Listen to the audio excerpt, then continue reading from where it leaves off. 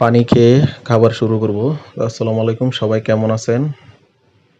আজকে আপনাদেরকে দেখাবো চাউলের রুটি,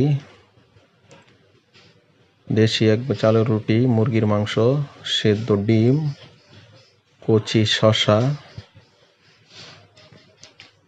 টমেটো এবং খেজুর। তো এগুলি দিয়ে আজকে শুরু করব আজকের খাবার। তো সঙ্গেই থাকুন।